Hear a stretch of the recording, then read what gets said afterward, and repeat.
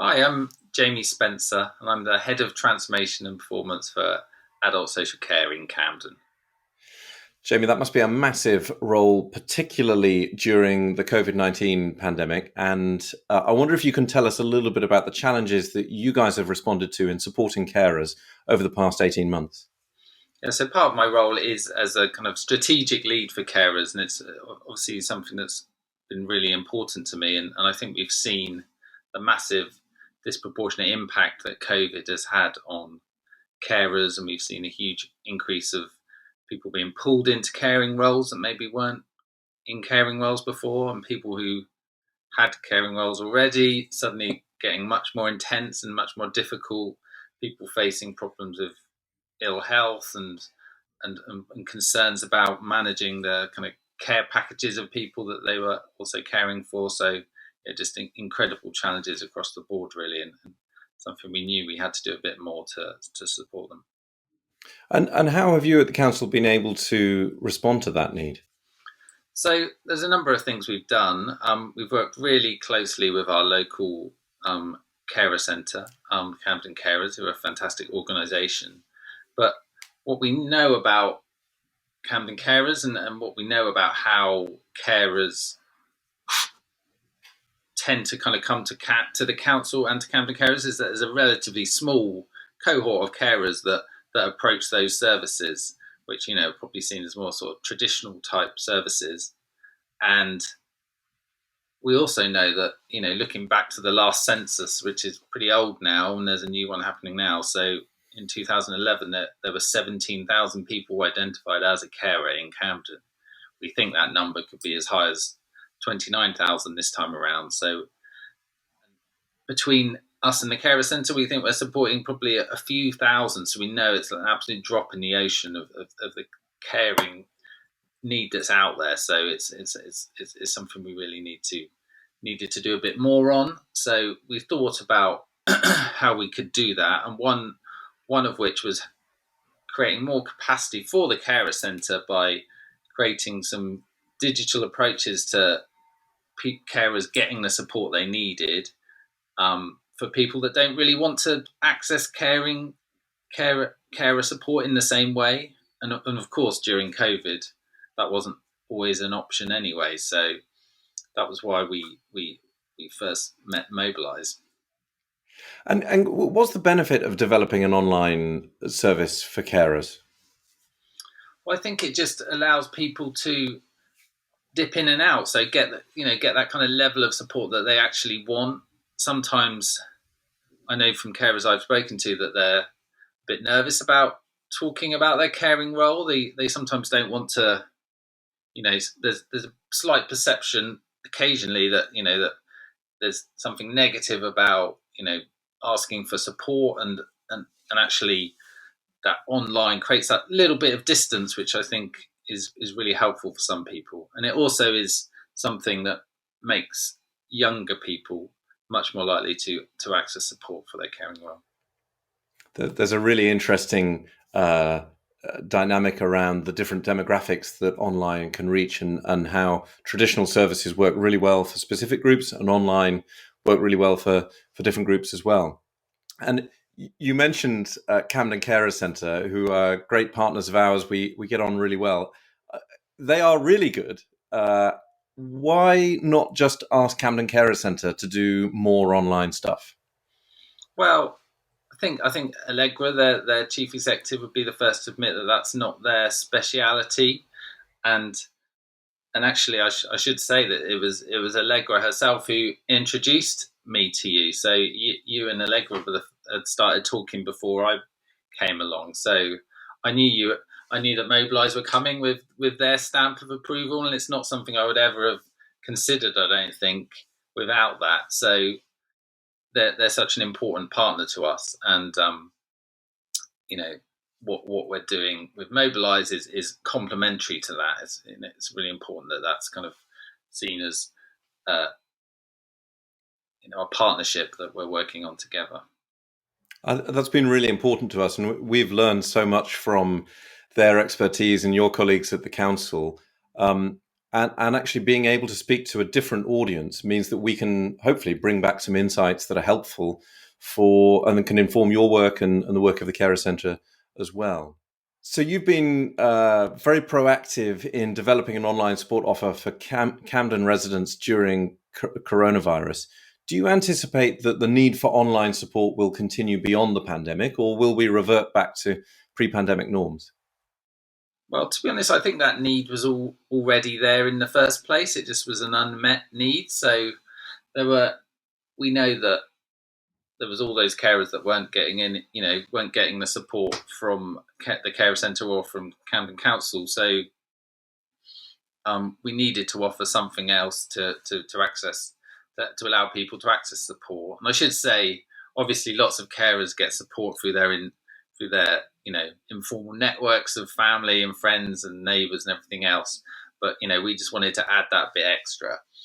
But the online part of the work, I think, is so important because it creates capacity for the face-to-face. So there's always a strong kind of argument whenever you talk about digital offers or digital solutions that why are we talking about this when some people can't access it, and that's one of the reasons why we're doing it, because not everyone can access digital channels and those kind of approaches. We need to create the space for the services that do offer those face-to-face and more intensive bits of support by creating those digital channels to support those other carers that do want to and do access things like that. And I think as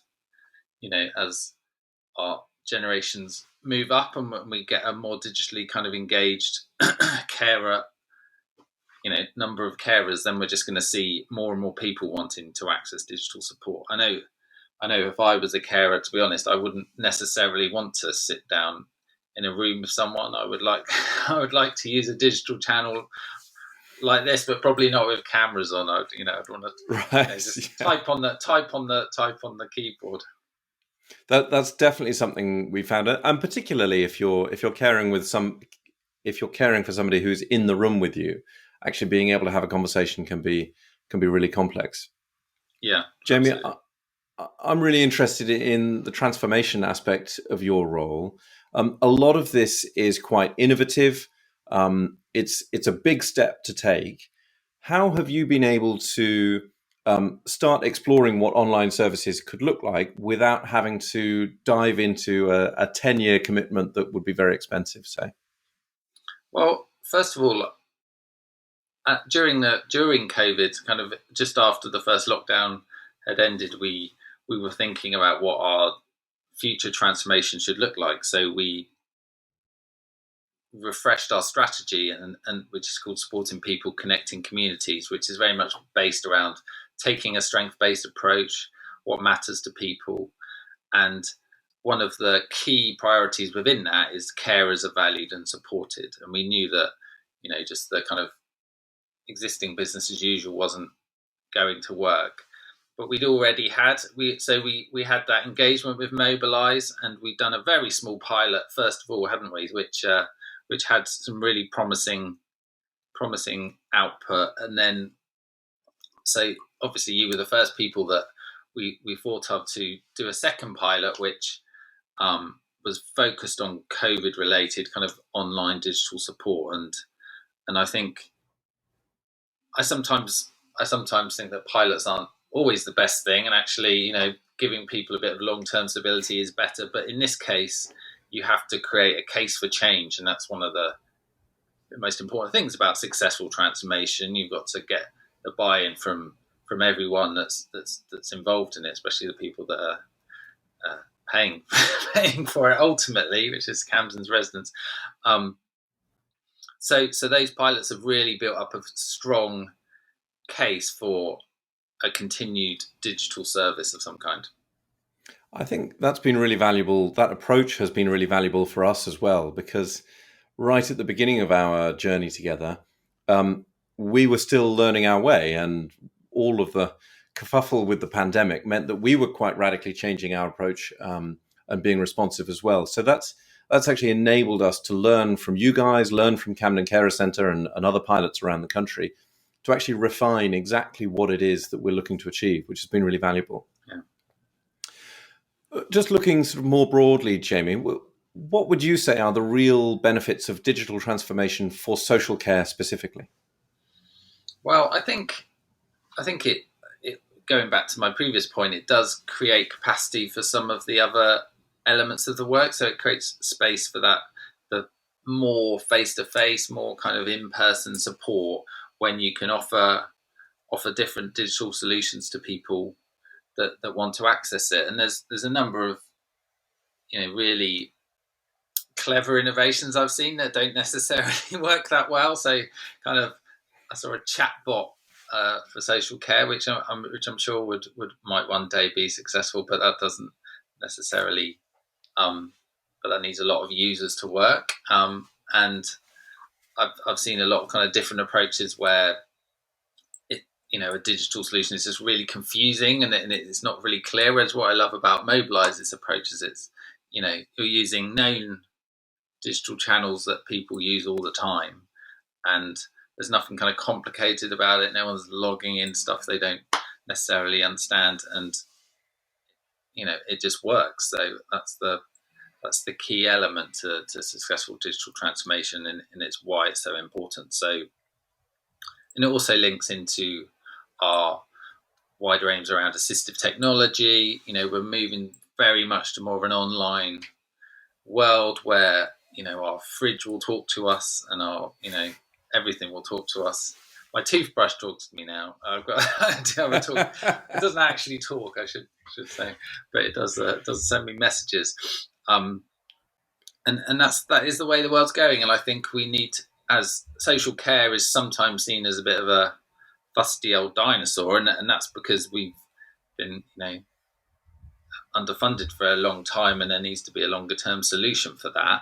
But actually there are really innovative approaches that we can take, which create resource at the front line, but also create a better offer for everyone so that everyone understands what social care is about. And that's a really important thing, because so many people don't really know what social care is about until they suddenly need it, or someone they care for needs it, and it can be quite a shock to them to suddenly enter that world, that kind of system world we call it. So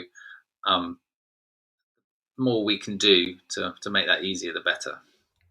I think it plays into something that you were describing earlier about the different audiences that are around. And if you're in a position where you need some support to lift people, personal care, that kind of thing, it's very unlikely that a chatbot or an online service is going to be able to help with that very practical physical stuff. But actually looking earlier in that journey, and one of the key findings of this research that we're launching is that online support can be a really powerful preventative tool. Getting in early stage, we hear from carers all the time that the big pain point that they have is form filling, navigating the system, getting everything in order, finding out what's available. And actually there are some really straightforward tools that can be used to get people there without them having to leave home. And I think that's a really important message there. I think that's a really good point. And people don't want to keep giving the same pieces of information out all the time. So if they were able to do that, get their kind of the fact that their care out there, and it can be something that adult social care become aware of, if that's what they want, then the easier the process is to do that, the better. Yeah. We talk sometimes about the under the bonnet tech that may help a face-to-face in-person interaction, but actually having the systems behind that enable it to be much more personalized, much more responsive, can be really powerful. So that's why digital transformation is a really, really good thing, but it's not a walk in the park. Can you just walk us through some of the challenges that you go through when you're thinking about how digital tools can help transform your work? Well, without denigrating any of my colleagues in procurement, I would say that actually buying any digital approaches that you can't create yourself internally is a very difficult thing to do. So there are, and quite rightly, because it's public money and we need to protect it, but there are often a lot of obstacles towards it. And tends to more be driven by price rather than quality, and you have to fight hard to get the kind of services that you want. And then there's also challenges that there's a lack of understanding amongst the wider public and in the council itself that not everyone is kind of on board with the approach. So I think you always really need to draw a very strong line between the face-to-face services and how the digital transformation, whatever the digital transformation is, how it's supporting ultimately frontline services to do their job. That's what's key to me. And it has to be part of a clear strategy as well. So it can't just be digital for the sake of it, which, I think was maybe something we saw in the last decade for some councils, I think. And so we're just coming out of the pandemic. There's a lot of lessons to be learned from moving services online. What do you think the long-term future for online carer support could look like? Are there particular things that you'd like to see develop that could be really transformational? I would just like to see it more widely known and used, and organisations like Mobilise kind of getting. I was more exposure, but every time I turn my TV, you appear to be on it, so I don't know how much more exposure you need. But yeah, I think it's such a valuable tool, and I think the more it kind of can be integrated with different services and integrated with different social media platforms or devices, then the better. Everyone always talks about an app, but that's not necessarily the best thing, because especially once you've got 500 apps on your phone, you quite often forget about them. So it being something that's subtle but there for you when you need it is really, really important. That's another key finding that's coming out of this research, that we need to go to carers where they are. And if they're already on Facebook or if they're already on particular tools, actually finding a way through to them is really powerful. And I think I'm really excited at what we can start to be doing for you and your colleagues around the country to tackle some of the big challenges. Increasing uptake of carers assessments without increasing a backlog. Making sure that that's a really efficient process for those that want to be doing it online, and the annual reviews, so that actually the whole adult social care service can be much more responsive to needs. That's not all going to be online, but if the online service can start to raise flags and say, actually, this person here needs some attention right now, and that can head off a bit of a crisis, that could be really powerful. And you're right, that has been a real challenge. So when the Care Act came into force in 2014, there was a strong and new statutory responsibility to local authorities to support carers, which is fantastic and the best bit of the Care Act. But what it didn't come with is any kind of extra resource to do it necessarily. So you do a lot of carers assessments, and then that generates that they need a review within a year. That's what the statutory guidance says. And that is really challenging to keep on top of, because carers quite often aren't clamouring for a review, even if they, probably sometimes, especially if they do need one. So any ways in which we could make that easier, the better. We know that one of the great things about the work we've done with Mobilise is the way we've reached more young adult carers and reached a more diverse group of carers from Black, Asian and other ethnic minorities, and that's been really important to us, and is a particularly key part of our wider transformation program as well. Can you tell me a little bit about what it's felt like to be working with Mobilise? It's been good. I mean, I guess I would say it hasn't necessarily felt like working with an external partner, though I should always keep that in mind. But I just was so impressed by your work during the pandemic, and not just with Camden, but nationally, and your cuppas that you were doing have just been, I hear so many good things about them, and I know you've been doing work more widely with Camden as well about our workforce who are carers, and that's been incredibly valued and is continuing.